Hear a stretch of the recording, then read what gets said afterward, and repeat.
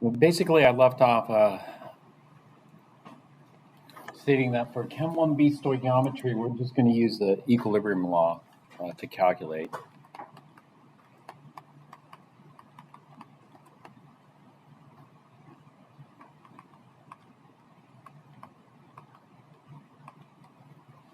In order to apply the equilibrium law, we need to have a K value, or if we don't have a K value, we have to determine it experimentally.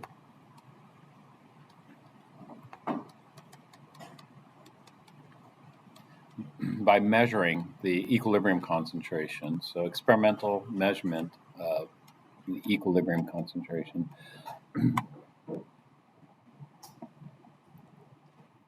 That's a lot of work. And so are there other ways of doing this? And there are some other ways of doing this.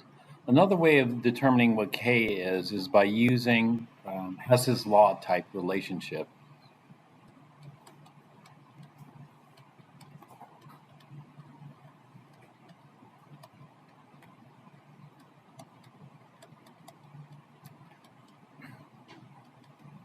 Similar to what we saw in Chem 1A. And so the first Hess's law type relationship is if we reverse the reaction. That is, if we go GG plus HH plus ... this is going to yield AA plus BB plus ... Then we see that K for the reverse is equal to, well, here we've inverted it. Now what were originally reactants are now product. And what was originally product is now reactant. So it's going to flip this. And so it's just 1 over K for the forward. Just invert the forward K value.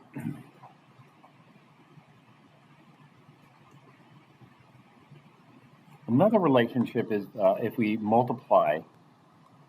So for example, if we have AA plus BB plus ... this goes to GG. So this is our normal format here, HH plus ... If we take this whole equation and multiply it by some n value here, then K of this new equation is going to equal the original K. Should be n times the original K? No, it's going to be K for the original raised to the nth power. So far it's different. The first one, when we reverse an equation for delta H, we just change the sign. And so if it's 1,000 kilojoules in the forward direction, it would be minus 1,000 kilojoules in the reverse direction. But with the equilibrium constant, we invert it. In Chem 1A, when we multiplied by some value n, we would take our delta H and multiply it. So if we doubled the reaction, we'd double delta H. Here, if we double the reaction, we have to square the K value, the original K value here. See, if we combine equations, so for example, if we have equation 1 with K1 plus equation 2 with K2, we end up with a net equation, which I'll just call equation net. And so K net is going to equal what? With delta H's, we just add the delta H's, so it'd just be delta H1 plus delta H2. For equilibrium constants, it's K1 times K2. So however many equations, it'd be K1 times K2 times K3, depending on how many equations we combine. So these are Hess's law style relationships that we can use to determine the K's for other similar type reactions.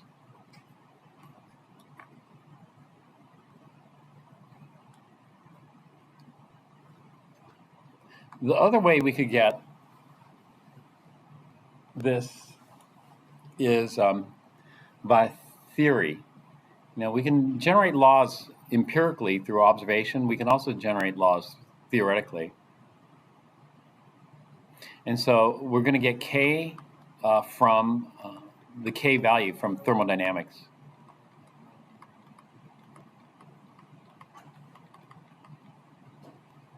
And so it'll be more theoretical approach.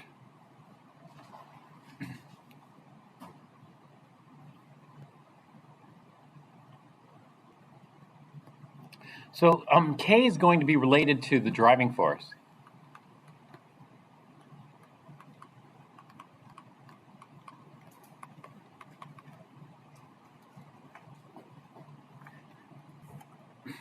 So for example, if we have a large driving force, then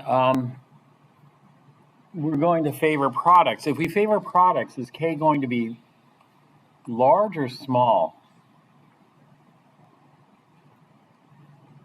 Large.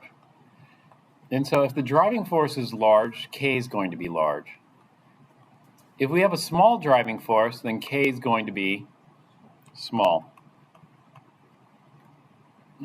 And so they're related. And so what is this relationship? And so let's look at driving forces in more detail.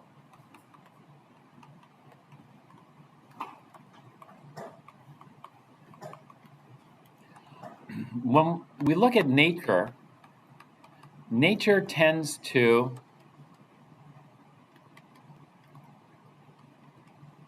lower energy. And so we want to minimize energy in nature. But that's not it, because there are some things where there's no energy change, but there is a driving force apparently. And so that other driving force that we have to look at is the entropy. We want to maximize the entropy. Entropy is given by the symbol S here. So minimize energy, maximize entropy. There's some processes that have driving force but have no energy change. And so let's say I'm mixing this blue liquid here with a green liquid here.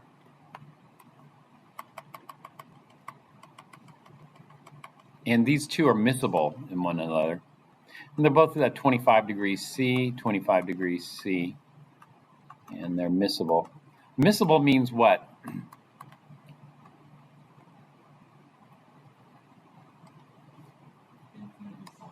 Infinitely soluble. So they mix in all proportions. And so we look at what is the driving force for mixing. Why do these mix? Why don't they just stay separate? When you combine the two beakers, shouldn't they stay separate? No, they end up forming a mixture. And this mixture is going to be at 25 degrees C also. And when we have two miscible liquids, it forms a homogeneous mixture.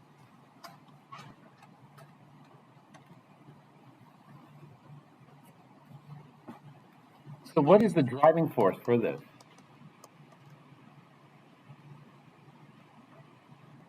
And so what we do is we look at delta, the change in energy. When we look at energy, we want to minimize U or H or both, they're both related. Did you guys look up the difference between U and H in the definition? And so we want to minimize. In this case, we prefer to use U, internal energy, or H, enthalpy.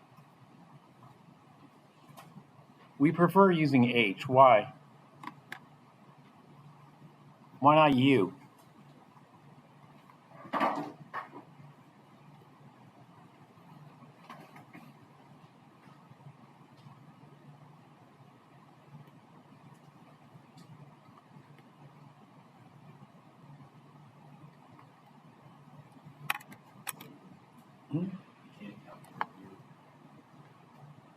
We could calculate delta U, and we can calculate delta H.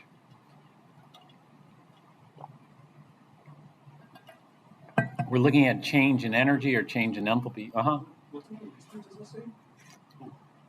Homogeneous. Yeah.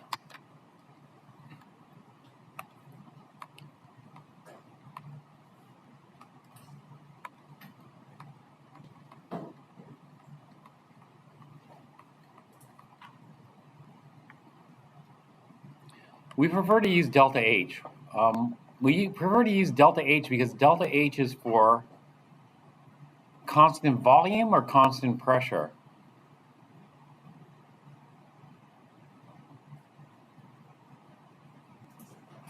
Constant pressure, and more than 90% of the stuff we do is at constant pressure. But anyway, in this case, delta H is equal to 0. So there's no change in energy.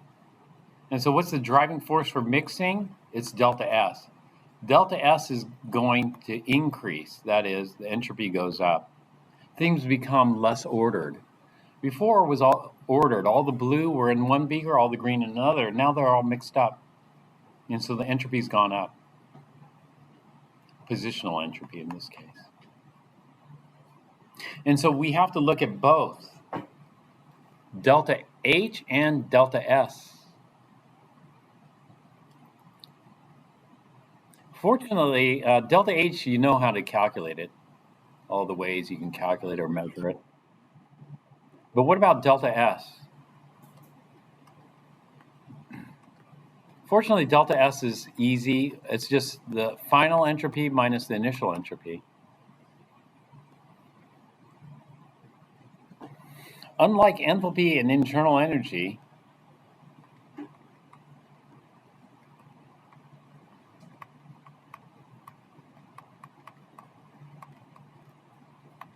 S, the absolute entropy,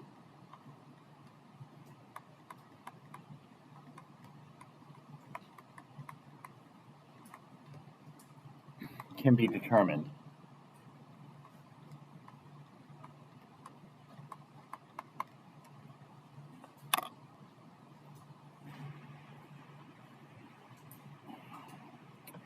That's because we know the zero of entropy. What's the absolute zero of entropy? The absolute zero of entropy is 0. Did I talk about the third law of thermodynamics? No? Yeah.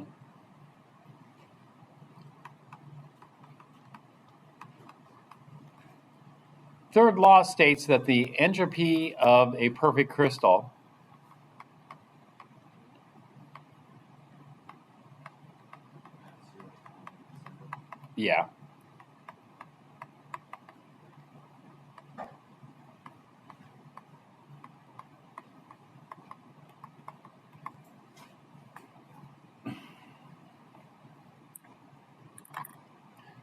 this is different. What is the, what is the absolute zero of internal energy? What is the absolute zero of enthalpy?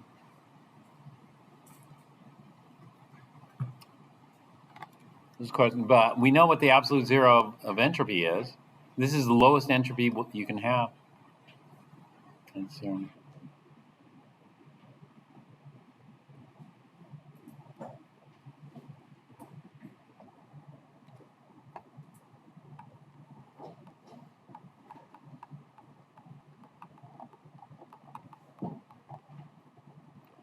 so let's look at entropy determination.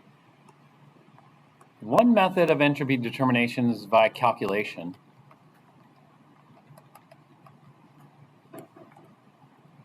Using the Boltzmann equation. Let's take a look at the Boltzmann equation here.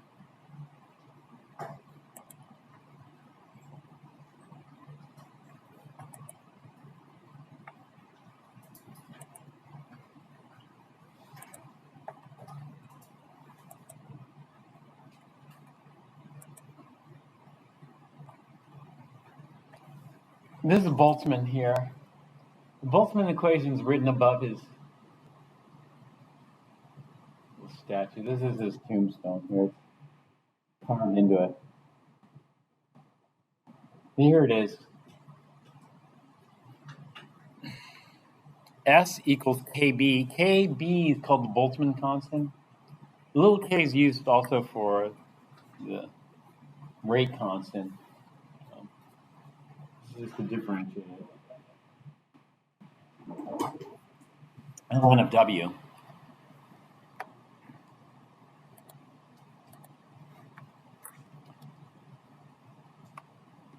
S equals KB ln W. KB is the Boltzmann constant.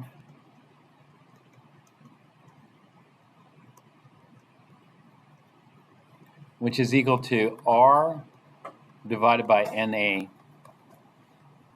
R is the gas constant. 8.314 joules per mole Kelvin. R is the gas constant per mole. Na is Avogadro's number.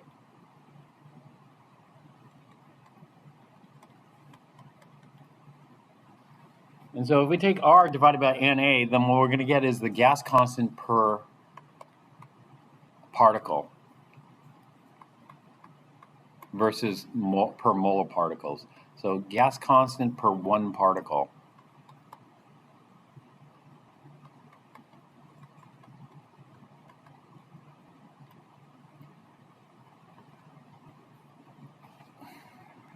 W is the number of ways to arrange everything. So an example, the simplest calculation we can do is this. What is the entropy of a perfect crystal?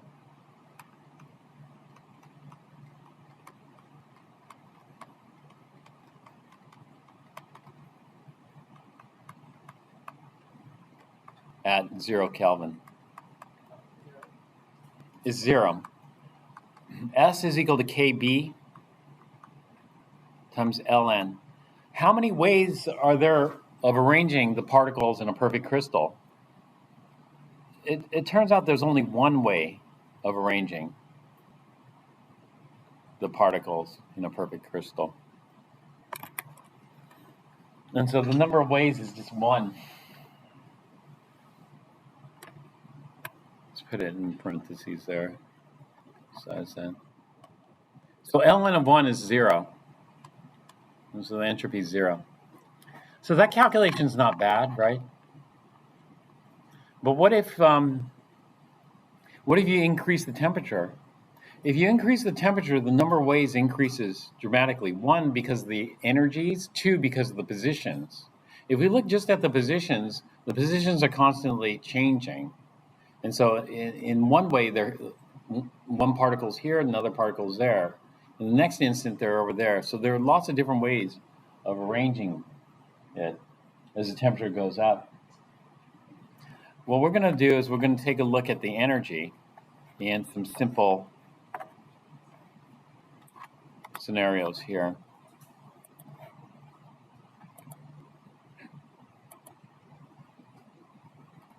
Here, they're saying there's only one way, but let's say this is a perfect crystal here. In the perfect crystal, it goes red, orange, yellow, green, blue. And that's arranged perfectly. But it seems like there are multiple ways of arranging this. The multiple ways would be, let's say, red, green, orange, yellow, blue. If we had red, green, orange, yellow, blue, then that's number 2. And then we could have red, blue, orange, yellow, green. And then red, then how many permutations of that do we have? All of a sudden we have a lot of different ways, right? Because it's a lot more. But if it's fixed like this, then maybe let's say there's only one way. And then what they're doing is they're saying, okay, rather than looking at this positionally, they're looking at energetically. And so they're going to bump up the energy. These are quantized energy levels. This is the energy level diagram. So the first energy is E1, the second energy is E2 here. It's kind of like the hydrogen atom spectrum. So if we have a little bit more energy, then all of a sudden we have 5 ways of arranging the system. So 1, the red could get promoted. 2, the orange. 3, the yellow. 4, the green. 5, the blue. And to have this energy, we have 5 different ways of arranging these 5 particles.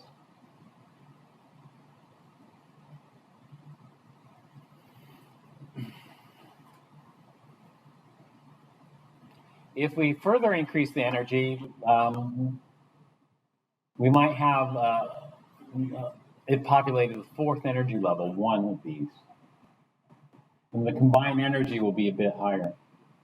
And so there are 5 ways of promoting it to the fourth.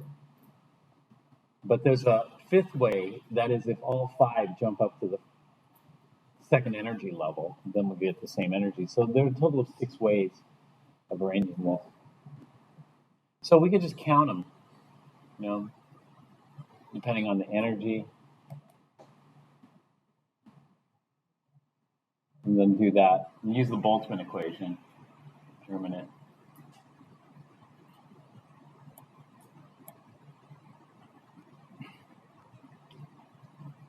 This is an equation here is the probability the system has energy E. This is part of the Maxwell-Boltzmann distribution I talked about earlier. Population, energies, Maxwell-Boltzmann. But anyway, going back to this, that's just 5 particles. We don't work with 5 particles. We work with moles of particles. A mole of particles, 10 to the 23 particles. Molecules, atoms, whatever. If we're working with that many, how many ways are there of arranging things? Well, we come up with this. There are approximately 10 to the 23rd ways. How do you count those, and how do you figure all those out? It becomes too much. Too much to do, so we use statistics to help us. And so if we do real chemical systems, these calculations become horrendous. And the number of ways become horrendous. However, there are certain simplifications that are made. Like some ways are less probable. Let's say you have 100 coins. And the coins could be heads up or tails up, like you flipped 100 coins. What's the probability of flipping 100 coins and getting 100 heads? Is that going to give you the same probability as maybe 50 heads and 50 tails?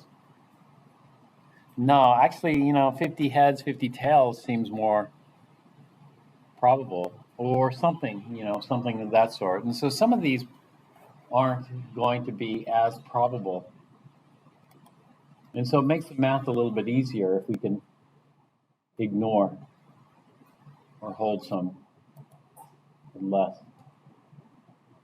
And so, even going to simple systems like this, what did I do? With nitric oxide molecules, NO. We could have NO, NO, NO, NO, or we could have an NO, NO, NO, ON. So this last one got flipped. Or an NO, NO, ON, NO. Second to the last one got flipped, etc. You got a bunch of those, then some of the states, microstates we call them, are less probable. So there's a number of microstates. And so this talks a little bit about statistical mechanics, but we really aren't going to do that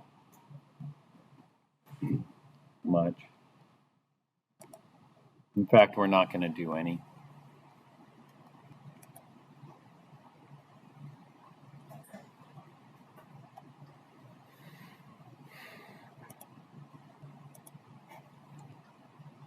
So, except for this one's the easiest, or something simple, If there are 5 different possibilities, we could do that without too much trouble.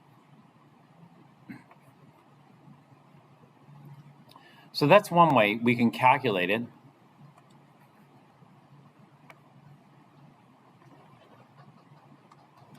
The other way is we can determine F experimentally.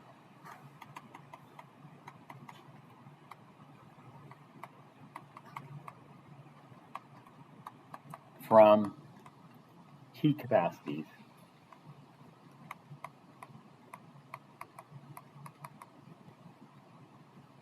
Heat capacity is given the symbol C.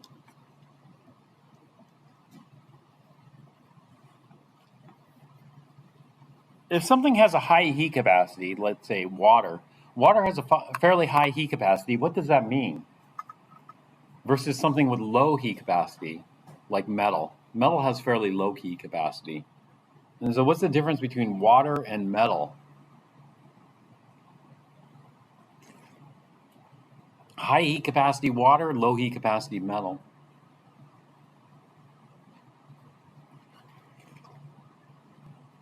Well, heat capacity is related to, how much heat it can hold, or how much heat it absorbs. Like, you probably have experienced this. If you put a pot of water on the stove, is it pretty quick to bring to a boil, or does it take a long time to get it boiling? It takes some time to get it boiling. Whereas the pot that you're using, is it pretty quick to get hot, or? Yeah, it's quick. It heats up quickly. So why does the water heat up so slowly? Well, water heats up so slowly because it has a high heat capacity. That means it has lots of ways of absorbing that energy. What are the ways water can absorb the energy?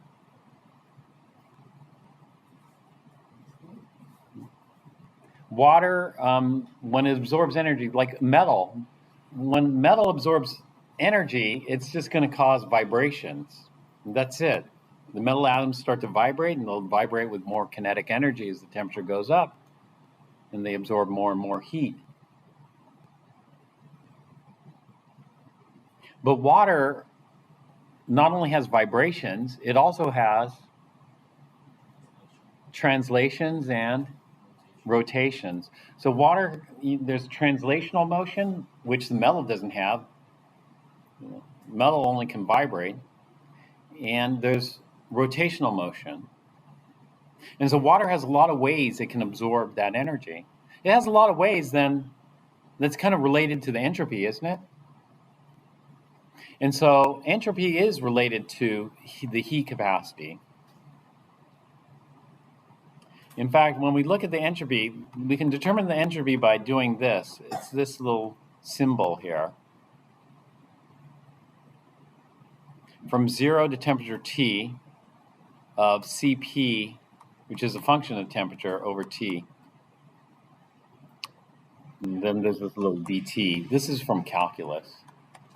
But basically, if you haven't had calculus, it's not a big deal. This is just the area under the heat capacity curve.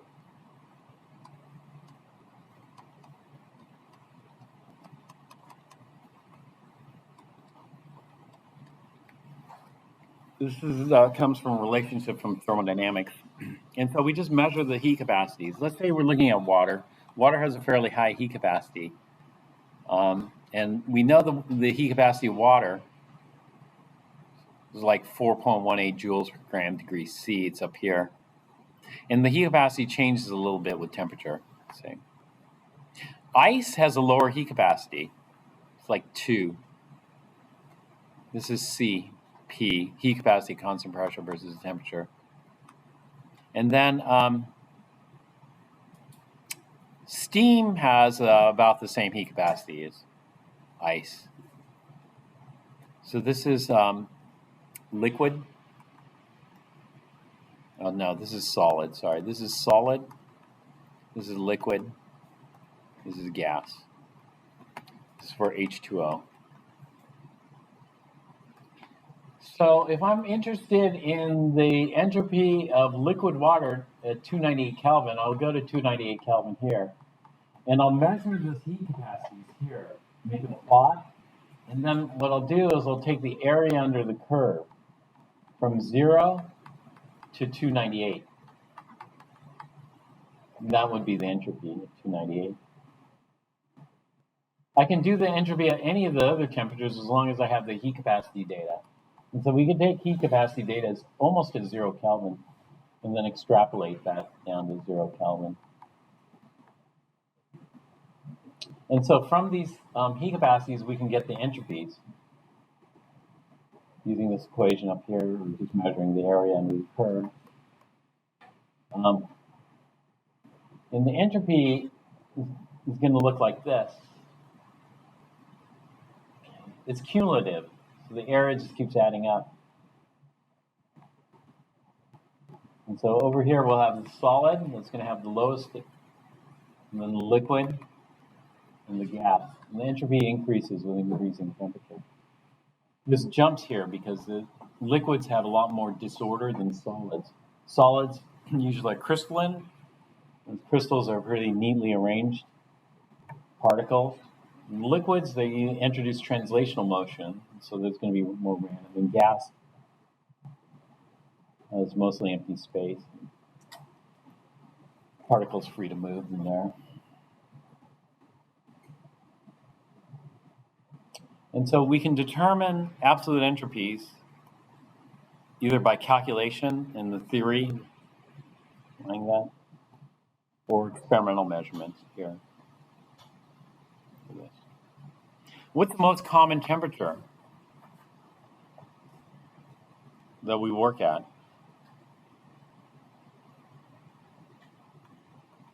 So one of these values I can find. What value do you think I'm most interested in the entropy of water? Am I most interested in the entropy of water at minus 50 degrees Celsius? No, that's down here. Not at 0. 25 Celsius. I'm most interested in it at the 298 Kelvin, 25 degrees C, because that is what we call, what do we call 298 Kelvin? Room temperature. So I can get the entropy at any of these temperatures here, and then by integrating, that is, determining the area under this curve here. That's what it's going to be related to. And then, but I'm most interested in 298 Kelvin. So absolute entropies under standard conditions at 298 Kelvin are compiled in Appendix D. That's where we can find them.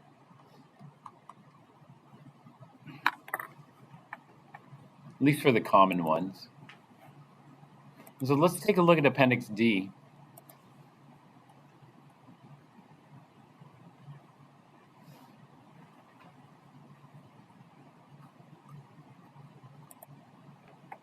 And then look for it.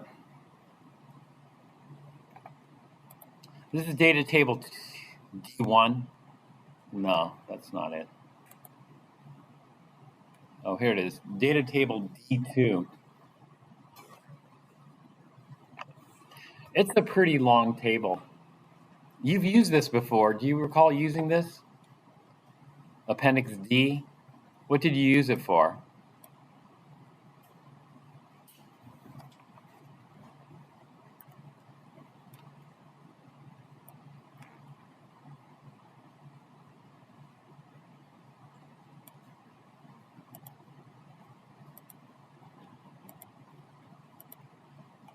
Yeah, delta H's of formation.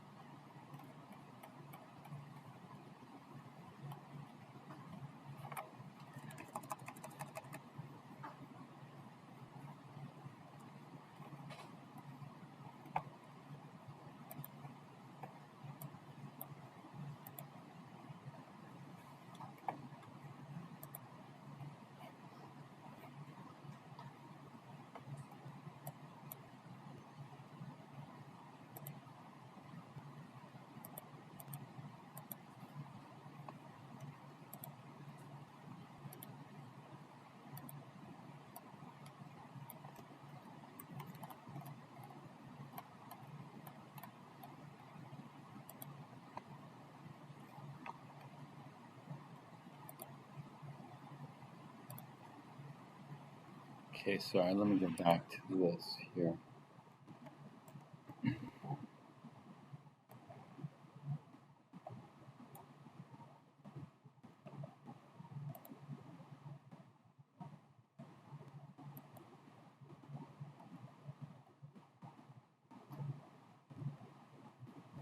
All right, so when you have a data table like this, we'd like to take a look at the range. So we'll start scanning the table.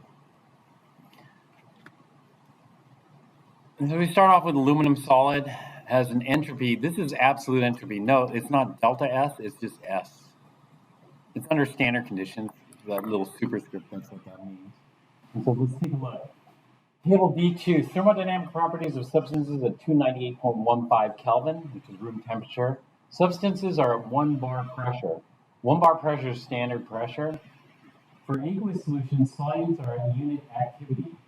Activity, what was activity again? Activity is the effective concentration of the effective pressure. Unit just means 1. And so if we have an activity of 1, that's roughly 1 molar, or 1 bar. Data for ions in aqueous solution are relative to values of 0 for delta H naught, delta G naught, and S naught for H plus. So anyway, let's take a look here. And what's the lowest entropy you see? There's an entropy here.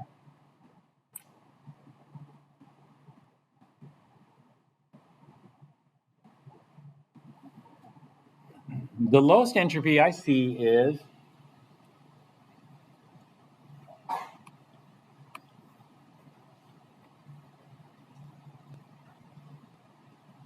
minus 321.7. The highest entropy I see here is 490.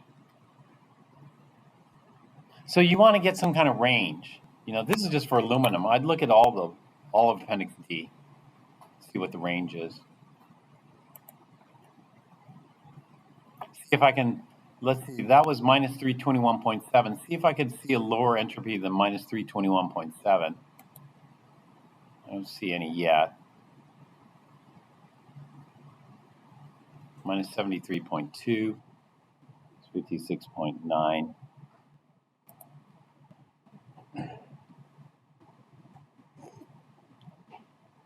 Close, minus 315.9.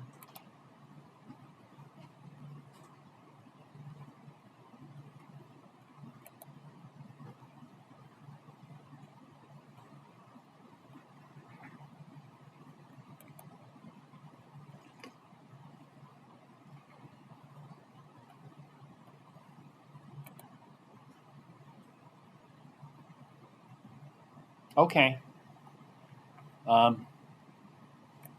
Looks like that was it.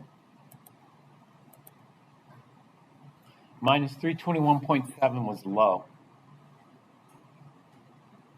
What's the highest entropy? You see, I see a 490 there. Take a look. I see something higher than 490.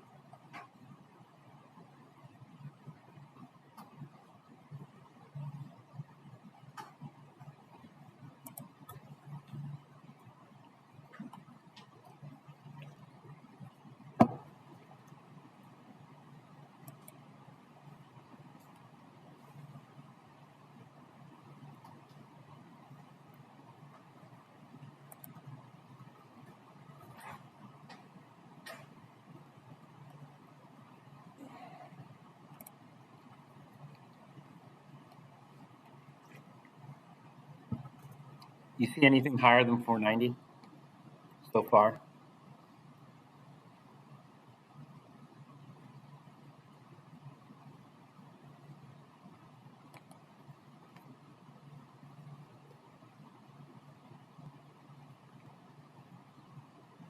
Looks like no. Looks like aluminum has the highest and the lowest entropies on the chart.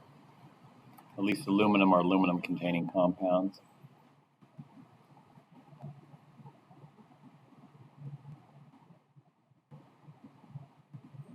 Is there something funny about this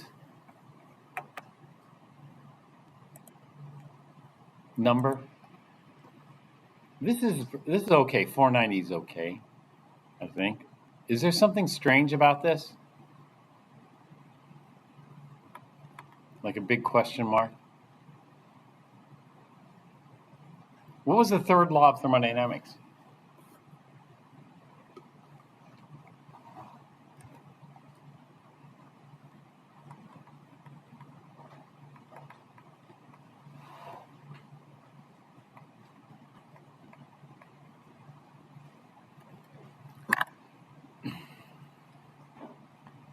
This one turns, the 490 is not a violation. That looks okay. We expect a gas to have high entropy. Gases have high entropy. A bit more disordered than solids, liquids, but isn't that a violation of the third law of thermodynamics? Yes or no? What did the third law of thermodynamics state?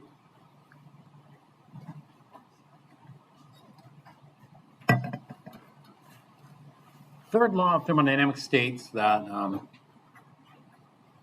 the entropy of a perfect crystal at 0 Kelvin is 0.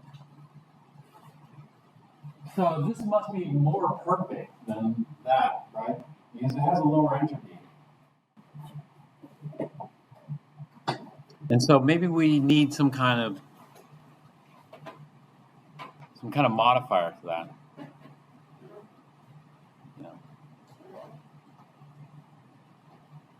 Maybe we should call this absolute perfection, something like that, which is better than perfect. Or what should we say? This is doubly perfect, twice as perfect as perfect, or triply perfect. Whatever this is more than perfect, right?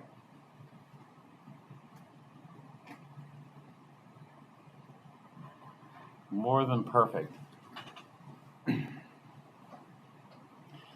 So is that a violation? Because the third law of thermodynamics says the absolute 0, we can't go below 0. Is this a violation?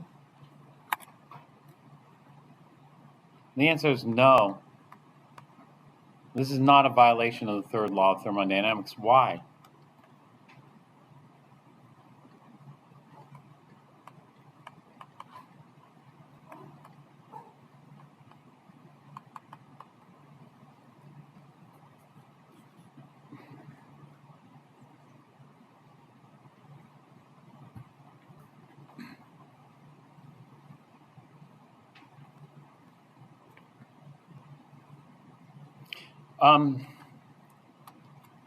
Because you guys should have learned in Chem 1A that this table is a little weird. There are 2 tables in one. What I mean by 2 tables in one is this.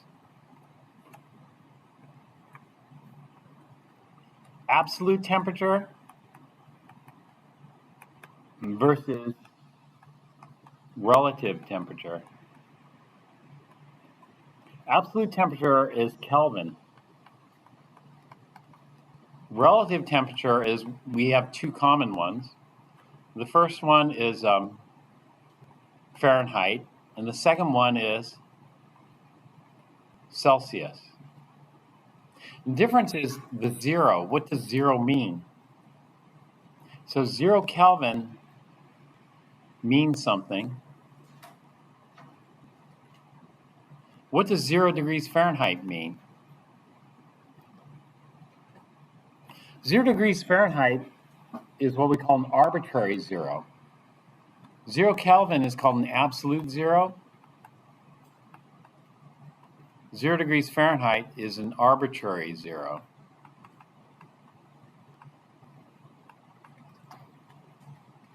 What I mean by an arbitrary 0 is this. You know, how did Kelvin come up with the 0? Well, that's the coldest temperature you can have. You can't get any colder than that because once molecular motion stops, then we have no more kinetic energy. And if we have no more kinetic energy, there's no motion, therefore there should be no temperature. But how did 0 degrees Fahrenheit come about? That's more arbitrary. And so I had this vision of Fahrenheit going outside on what he thought was the coldest day ever. And so he goes outside, this must be the coldest day ever. If that's the coldest day ever, then you sign that 0 and every other day is warmer than that, right? So that was my vision, but it wasn't as arbitrary as I thought. Do you know how 0 degrees Fahrenheit was defined by Fahrenheit? Yeah, I didn't know for years. I didn't know, and I didn't really care. 0 degrees Fahrenheit was just really cold. But we can get colder than 0. It could get minus 60 degrees Fahrenheit some places. But apparently the way 0 degrees Fahrenheit was determined was from a brine solution. I think it was a saturated brine, which is salt. Some kind of saturated salt solution, and that's the temperature it froze at. So it's reproducible, because it's a saturated solution, you can reproduce that. 0 degrees Celsius is also arbitrary, although everybody knows how 0 degrees Celsius is defined. How is it defined? Freezing point for water? Yeah, freezing point for water, melting point for ice. It's still arbitrary because it was just chosen. That's relative. So when I look at this table, I look and I see, I see both values. If you put degrees Fahrenheit and degrees Celsius in the same table, you should use units. So for example, if you're at 1200 versus 600, which one's bigger? Which one's smaller? 1200 or 600? Automatically you'd say 1200, but what are you talking about? Are you talking about 1200 Kelvin versus 600 Fahrenheit? Then you're wrong. Because 1200 Kelvin is a lot colder than 600 Fahrenheit, or am I wrong?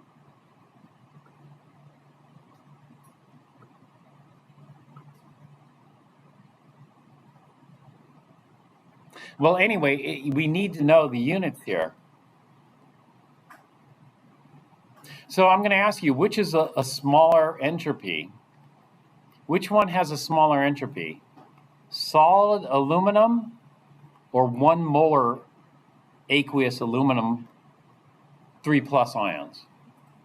Which one has a lower entropy? Which one's more ordered? Which one is more disordered?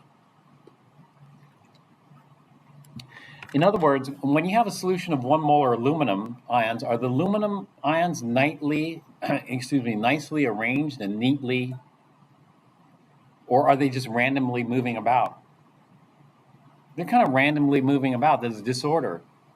And so which one should have a lower entropy? Which one's more ordered? Nice aluminum crystals where the aluminum atoms are nicely arranged, or an aqueous aluminum solution which has lots of random motion?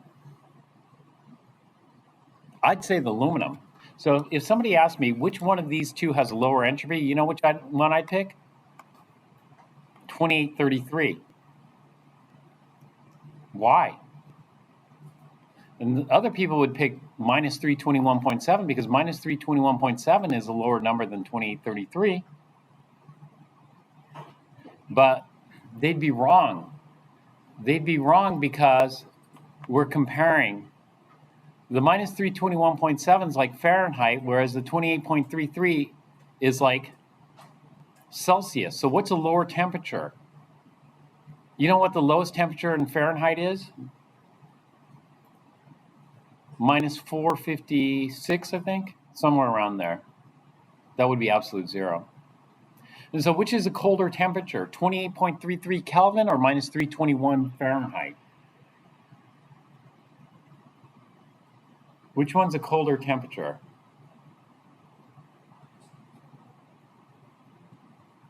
No, 2833 Kelvin is lower in temperature than minus 321 Fahrenheit. Yeah.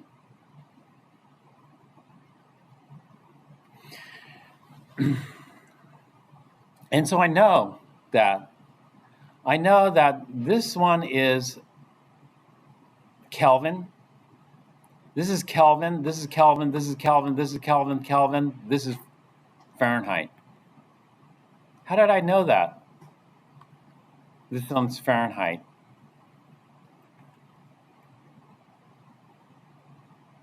Let's move on. I know this, and they expect you to know this. They expect you to automatically be able to see this. This one, 62.8, is that Fahrenheit or Kelvin?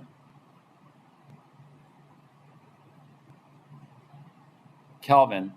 9.6, Fahrenheit or Kelvin? Fahrenheit. 112.1,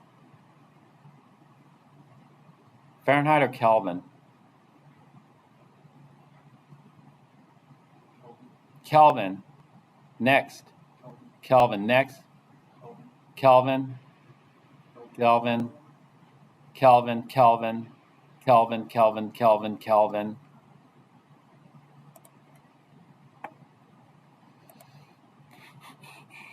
Kelvin. Kelvin. Kelvin. Kelvin. Kelvin. Kelvin. Kelvin. Kelvin. Until I get here. This one is 82.4 Fahrenheit. Kelvin, Kelvin, Kelvin, Kelvin, Kelvin. Kelvin, and this one, Fahrenheit. Professor, what indicates to you that it's Fahrenheit? Kelvin, Kelvin, Kelvin, Fahrenheit. Those are automatically Fahrenheit, but it could be positive in Fahrenheit. Let me show you a positive one that's Fahrenheit. This one here, 56.5, positive, Fahrenheit. So the ones that look negative or that are really low, did you kind of assume that those are Fahrenheit? No, because they're really low. Look at diamond. Diamond is 2.38. That's Kelvin. It's almost at absolute 0 Kelvin at room this is at room temperature. So there's carbon atoms vibrating. This is the same thing in Chem 1A.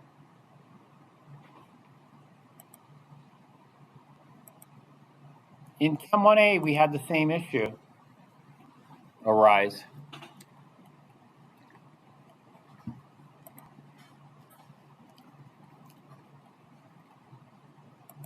Let me show you. See if this reminds you.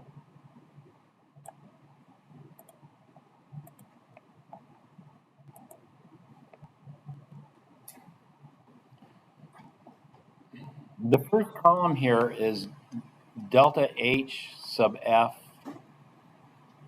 superscript. Delta H sub F superscript, what is that called? It's called the standard. Now, standard thermodynamics, there's no standard temperature. The standard refers to pressure, 1 bar, and concentration, 1 molar. This is called the standard enthalpy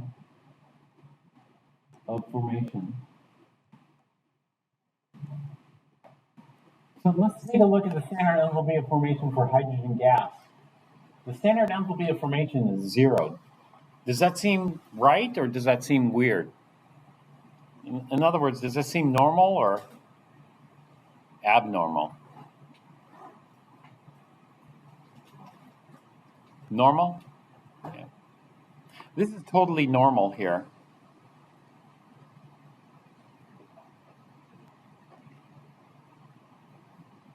That's normal. Why?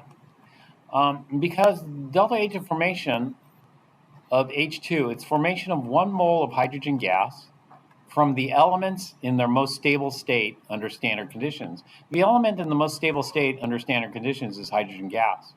So if we take hydrogen gas at 298 Kelvin and form hydrogen gas at 298 Kelvin, and this is 1 bar and 1 bar, then there was absolutely no change. If there's absolutely no change, then obviously delta H for this change is going to be 0 because there was no change. So the standard enthalpy of formation for the elements in elemental form are all 0. So if I look at fluorine, what's the elemental form of fluorine? F2. It's 0. Whereas the atomic fluorine is not its normal elemental form, and the delta H of formation is non-zero here. Copper, it's 0. So all the elements is going to be 0. Iodine in I2 will be 0. So that's totally normal. In fact, most people just memorize that the standard enthalpy of formation of the element in elemental form is 0.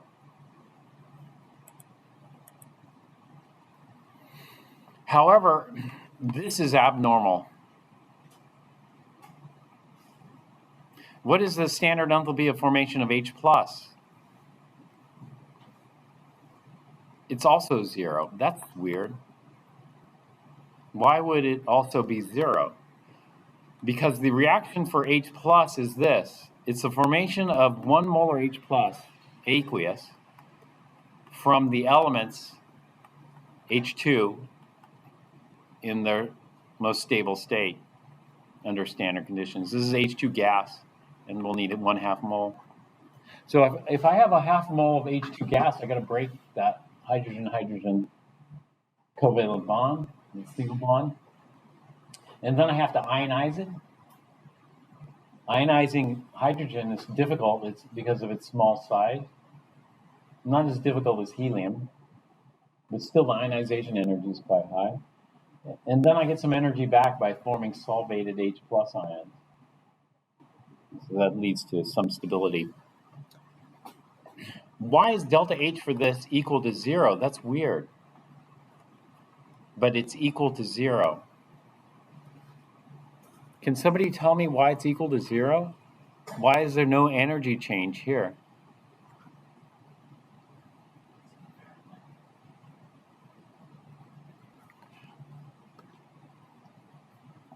Yeah, it's kind of like Fahrenheit. 0 degrees Fahrenheit doesn't mean there's no temperature. It just means it's warmer than negative Fahrenheit and colder than anything greater.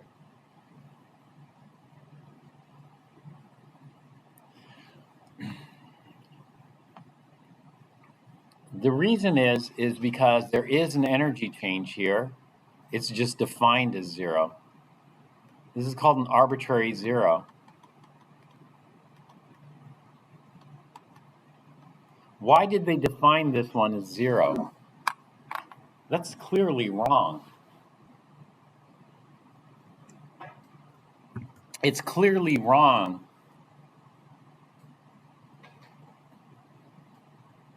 To call that 0. Do you know why? Do you remember from Chem 1A why that one was arbitrarily defined as 0?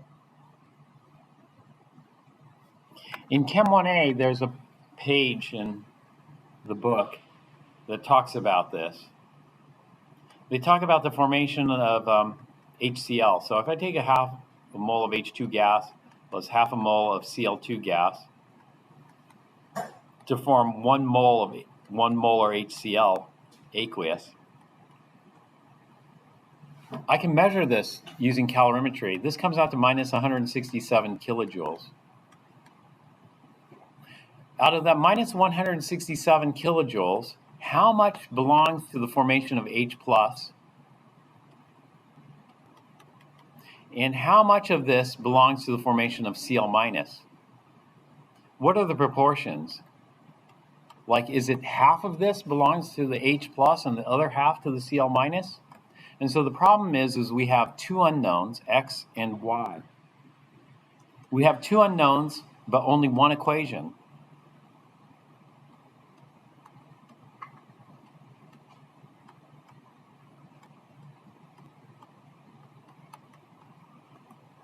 If we have two unknowns in one equation, then can we solve it for the correct answer? No.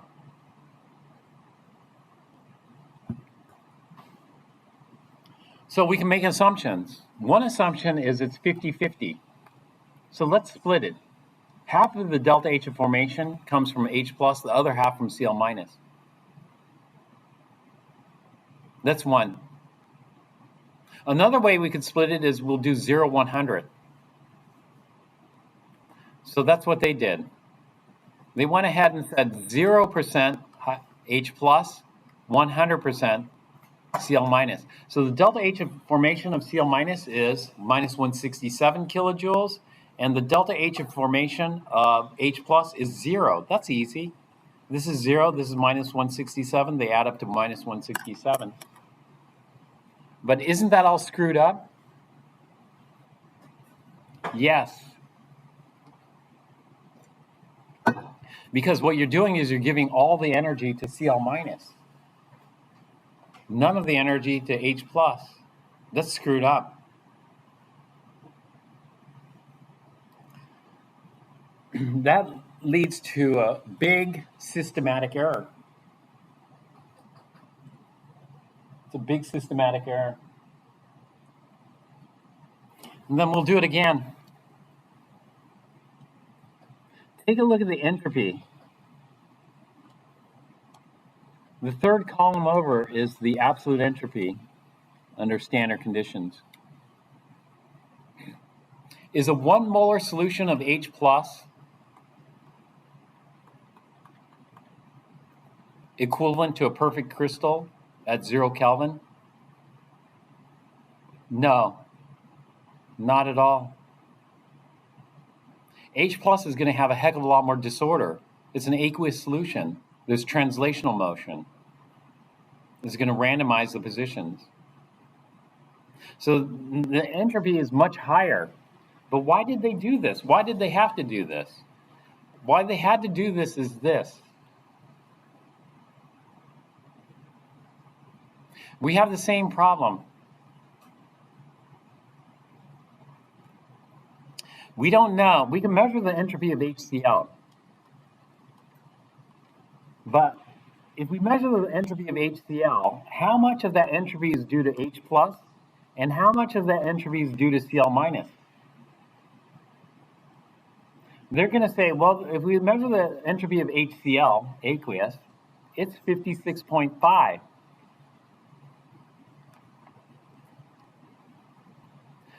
So how much of this 56.5 is due to the H plus? And how much of it is due to the chloride minus? Well, that's easy. We're going to say that 0 comes from the H plus, and all of it comes from the chloride, all 56.5.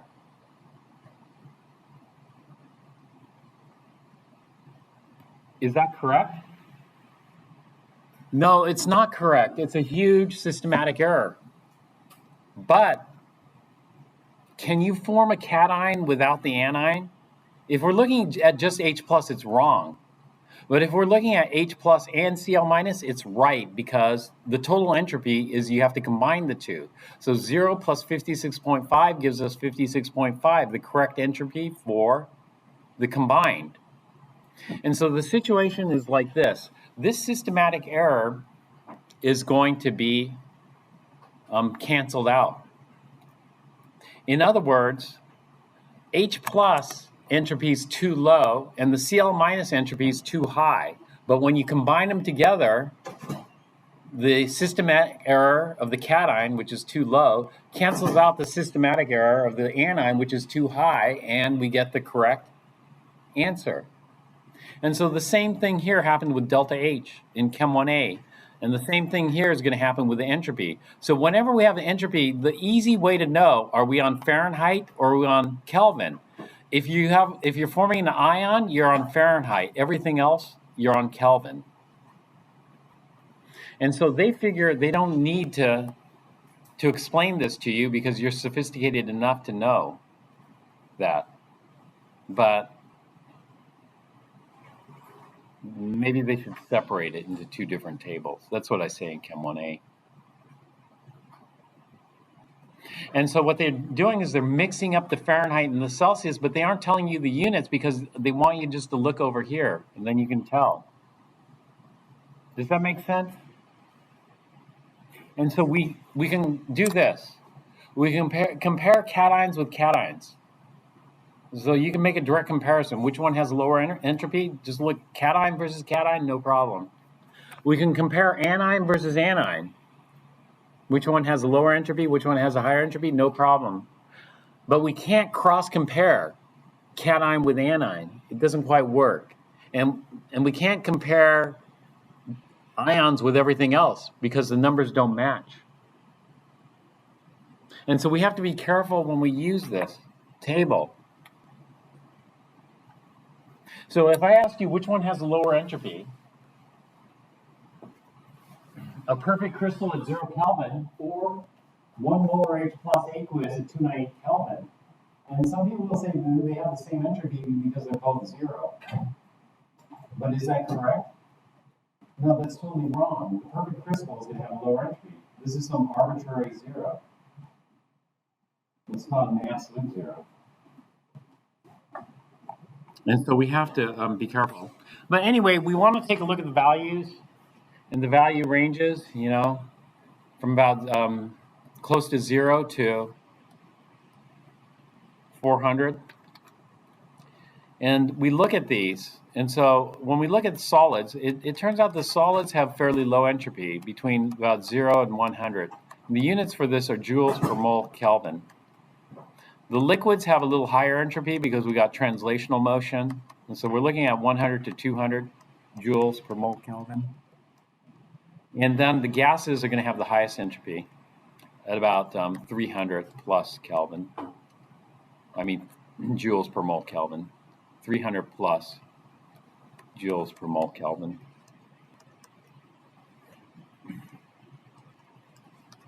And so we can do some simple calculations. An example would be like H2O liquid to H2O gas. We could do this qualitatively at one level. Let's call it qualitative 1. Does the entropy go up, down, or stay about the same? We're going from a liquid to a gas. Which one is more order? The liquid is more order because the liquid, the molecules are touching. They're a little bit randomized because of the motion. In a gas, they're all spread out. And so there's a lot more disorder. That is, there are a lot more ways to arrange gas particles than there are ways to arrange liquid particles. And we don't have to look at energy states. We could just look at positional entropy. And so what we say here is qualitative 1, the entropy goes up. Entropy increases, say. Qualitative 2, we'll just kind of guess how much. And that is, gases are about, this is delta S. And so delta S for gas is about 300. And for liquid is about 200. And so delta S is going to be roughly 100 joules per mole Kelvin. And so we're going to increase the entropy about 100.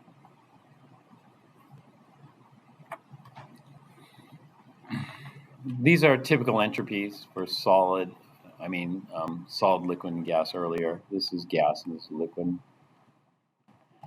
The other alternative is we just do a quantitative.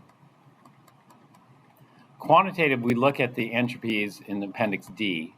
So delta S is the entropy of the H2O gas minus the entropy of the H2O liquid. The entropy of H2O gas we can get from the appendix here. H2O gas has an entropy of 188.8.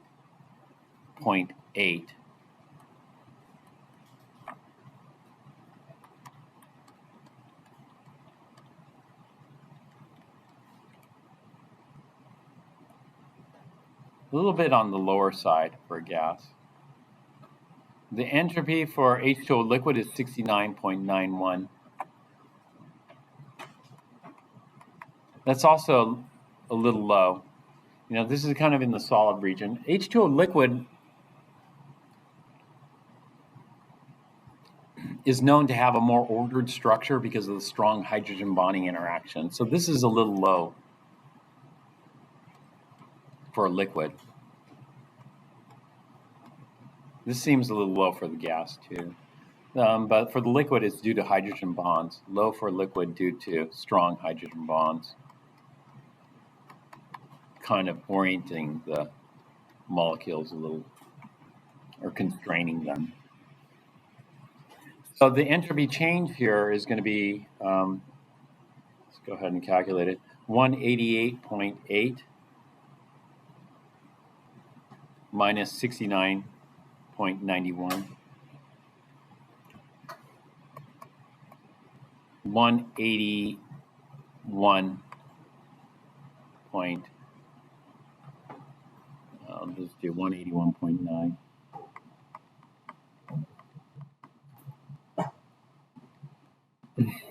This is a little big. It's a little big because the entropy of the liquid is a little low. 118.9, 19, or whatever. Was it 118? 189, 189.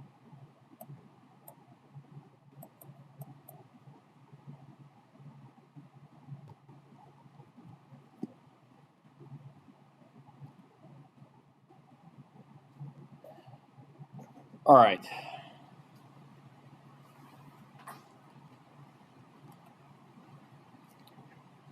So we can see there are different things. This is a positional entropy here, a way to visualize positional entropy. This is a different visualization than earlier when we're doing the energy states. In positional entropy, it's just ways of arranging the particles. There are more ways of arranging gas particles in a box than there are the liquid particles here.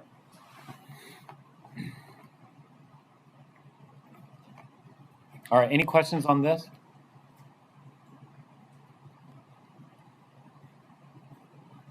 What is this? Do very long. What must each one? Due to strong H bonds. Low for liquids due to strong H bonds. It's a fairly well-ordered liquid. It's water. This is fairly low for a liquid. Liquids are typically like 200, for the entropy.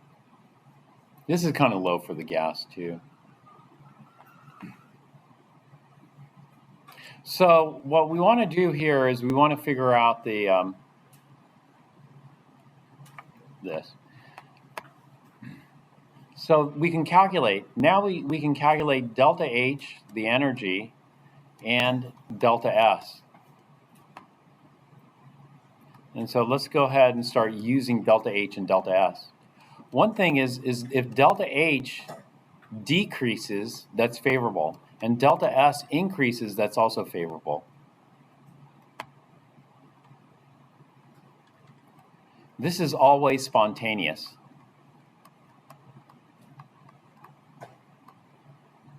So there's going to be driving forces present. Or if the energy increases, that's not favorable. And the entropy decreases, that's not favorable. So this is doubly unfavorable. So this is always non-spontaneous.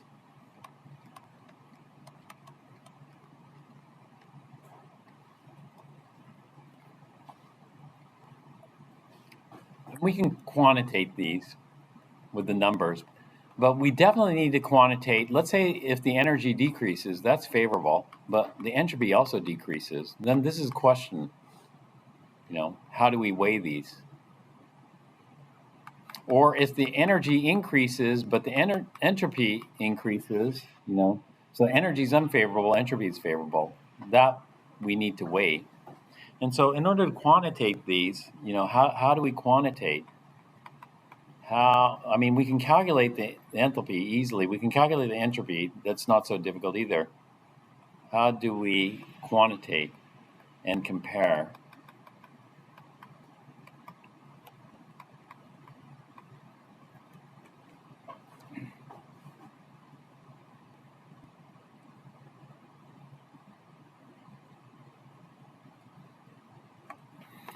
So what we're going to do is this. We take lots of observations,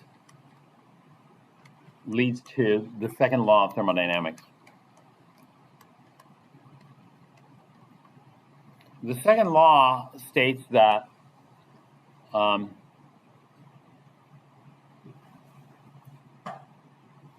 spontaneous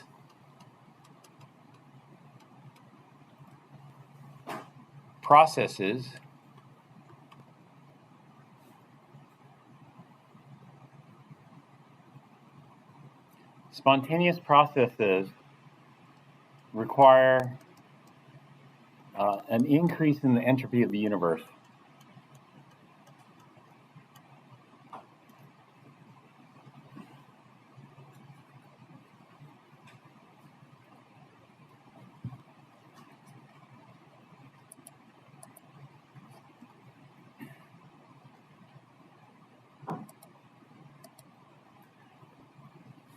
Okay. So if I want to look at the driving force, I need to look at the delta S of the universe. And delta S of the universe is the entropy of the universe final minus the entropy of the universe initial. Is this going to be easy to determine? Can you look up everything in the universe in Appendix D? No. Appendix D doesn't contain everything in the universe. So do we have to buy a big book? It turns out, no, it turns out that we're going to divide up the universe into two parts. We're going to define one of those parts as the system. The system is the process we're interested in. And then the rest of the universe we're going to call the surroundings. So delta S of the universe can be broken up into delta S of the system. Delta S of the system is easy. We calculated this in Appendix D. And so we use Appendix D data to calculate. Delta S of the surroundings, well, that's the rest of the universe, so we run into the exact same problem. However, we can use some thermodynamic relationships.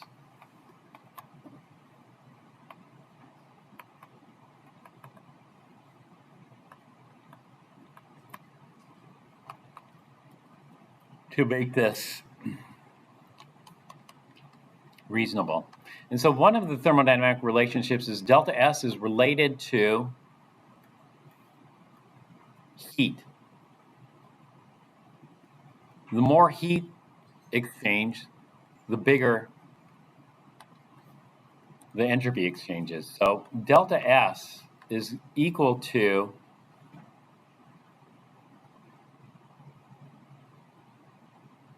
C, or Q, it's also equal to C, Q over T. And this is Q reversible. Reversible just means we do it infinitesimally slowly so that the process can be reversed. Heat can be exchanged in both ways reversibly. And so if we're looking at delta S of the surroundings, then this is Q reversible of the surroundings over T. Now we're going to apply the first law of thermodynamics. The first law of thermodynamics states that Q of the surroundings is equal to what? Yes. So delta S of the system, and then this one we're going to change this. So first law says Q of the system is equal to minus Q of the surroundings. In other words, we just change the sign. So Q of the surroundings is equal to minus Q of the system. So we do Q reversible of the system. This is from the first law. Over T. The problem with Q is not a state function. Q is what we call a path-dependent function. And so path-dependent functions don't give a consistent amount of heat because it depends on the path you take. But there is a way to make Q into a state function. How do we make Q into a state function? Restrict it. Good. So what we're going to do is we're going to go delta S of the system. The first restriction we're going to do is this. We're going to restrict this to constant pressure. And so I'm going to call this a plus a minus Q reversible of the system sub P. So this is a QP. I should have put the P first. Over T. Now we're going to do a second restriction to make it a state function. The second restriction is this. So the first restriction is constant pressure. The second restriction we're going to do is only PV work.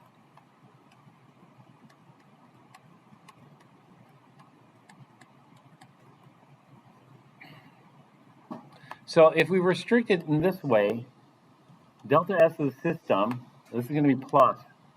Then we come up with the definition of H. What is the definition of H? Delta H?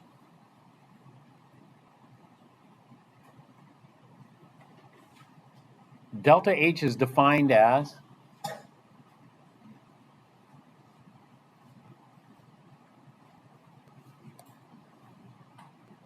this you want to review as well, but delta H is defined as the heat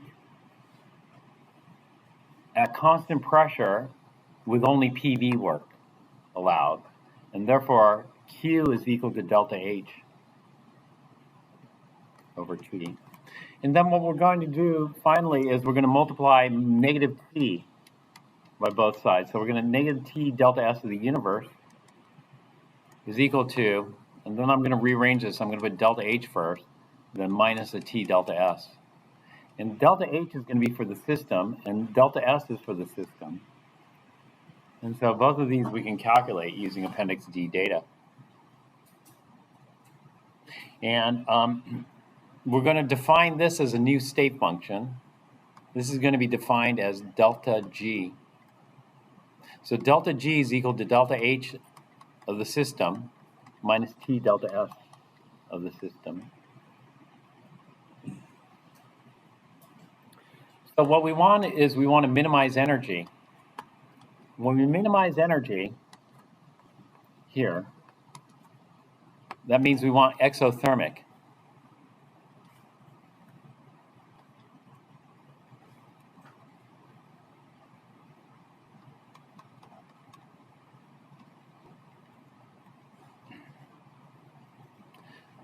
So minimize energy.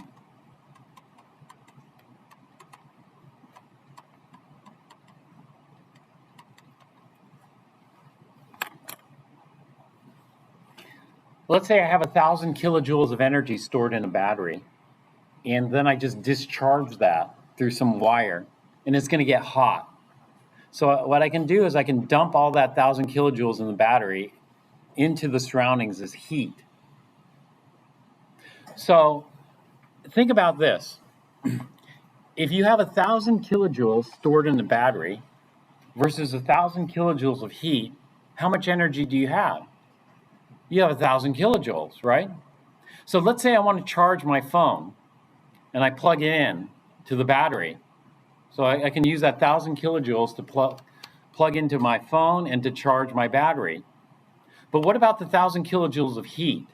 If I have 1,000 kilojoules of heat, can I throw my phone into the heat like an oven and charge it that way? Is that possible? No. So even though they're both the same amount of energy, there's a difference in the type of energy, right? And that difference is related to the work I can do, and that work that I can do is related to energy entropy. So minimizing energy is exothermic. If we have a heat dump to the surroundings, what we're doing is we're taking higher value energy, that is lower entropy energy, and converting it into higher entropy energy. Energy is conserved. You know, it's neither created nor destroyed, but what we're doing is we're destroying the value of that energy. That is what we can do with that energy. And so, in other words, we're increasing energy entropy.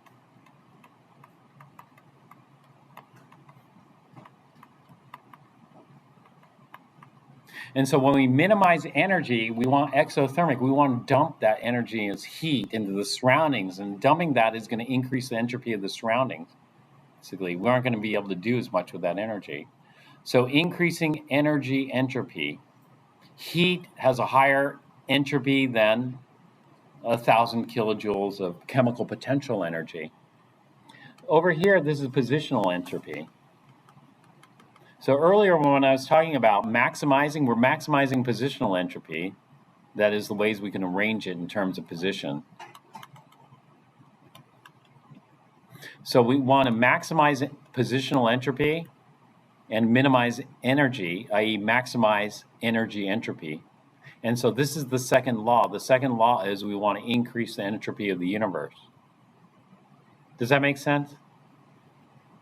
And so this is where we came up with, and this will allow us to quantitate it because this gives us an equation that we can just plug and chug with.